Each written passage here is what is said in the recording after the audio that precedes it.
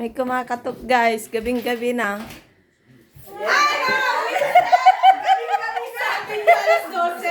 niyo Sunday na alas 10. Ang ginagawa nyo, gabing-gabi na. Linggo, good morning. Akala ka ba walang gala? Sabado, wala lalabas. Linggo na, madaling araw na yan. Linggo na ngayon, mag-expect tayo. Magalaona na guys. May bisitang dumating. Mga mosang.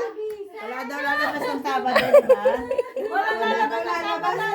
Yan ang dala, ice cream. Nag-ice cream na kanina.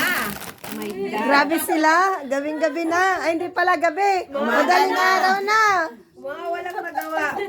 Yan, mga burong-buro sa bahay. Isang araw lang naman. Nawawa yung dalawa. Binigyan nila sa Caltex, guys, oh. Nawawa yung dalawa, wala nang libo.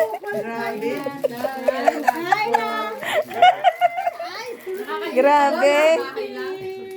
Sabi walang lalabas. Sabi wala lalabas sa Sabado. So, hinintay namin talaga ang alas 12. Isang bahay. O siyang, hindi namin expect yun ah.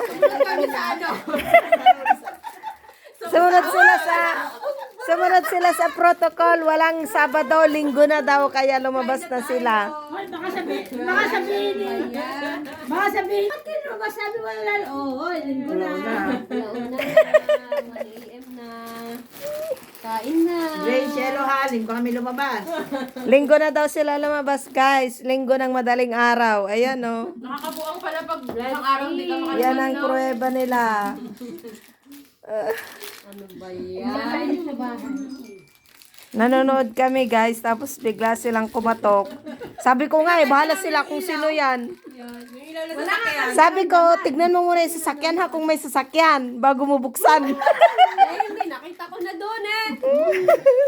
Sabi ko, Doon kami yung pagkatulo. Nakabilad na pala, wala ay nang siya ilaw. nagdadrive. Sabi ko nung nasa Caltex, ako magdrive para pagdating natin doon, babatayin natin yung ilaw para hindi nila makikita. Kasi pinto namin, tinulak na namin ang pet namin. Sabi ko nga sa kanya, tignan mo muna yung sasakyan, bago mo buksan. Pagtingin ko pala sa kumakatok, nakita ko na yung O, kakain na sila, guys. Kain na.